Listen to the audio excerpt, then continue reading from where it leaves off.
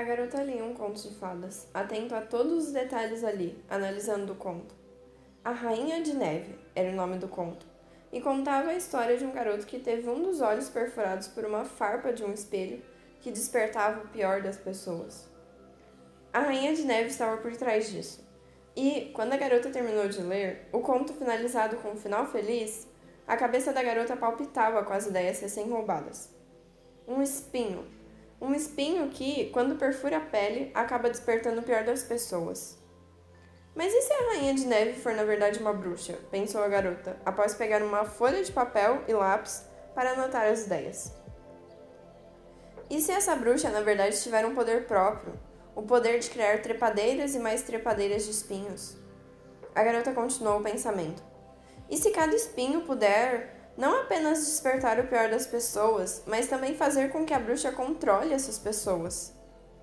E, junto com essas ideias roubadas e unindo elas às palavras mais poderosas para a criatividade, e se, a garota deu vida a uma personagem, a Dama de Espinhos. Ainda poderia fazer muitas mudanças, mas é claro que a ideia já havia nascido. A personagem estava ali, pronta para ser desenvolvida, para ter mais e mais e se e mais ideias roubadas acrescentadas a ela. Mas a garota não se conteve. Não, para que se conter se você pode roubar mais e mais ideias? Afinal, um bom ladrão rouba de vários, e não apenas de um. Mas então, ela é uma bruxa, não é?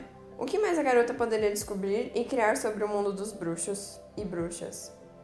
Então, depois de ler vários e vários contos de fadas, eles eram realmente uma mina de ouro para os ladrões de ideia. A garota leu um conto, o conto dos 7 corvos. A história contava sobre 7 irmãos, 7 príncipes.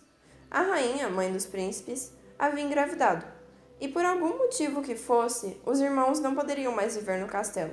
Precisariam fugir caso o bebê fosse uma menina. A vida deles estava em perigo se o bebê fosse uma menina. Então, é claro, o bebê nasce, e é uma menina. O conto continua a história, até que chega um ponto em que os irmãos se transformam em corvos. E, para eles poderem voltar ao normal, a irmã, que os havia achado, precisa ficar 7 anos sem falar. 7 anos, sem falar nem rir. Rapidamente, depois de ler isso, a garota se levanta e volta para sua folha de papel e caneta. Ela pensa, e se os bruxos tiverem que ficar 7 anos para poderem ter domínio sobre seus poderes?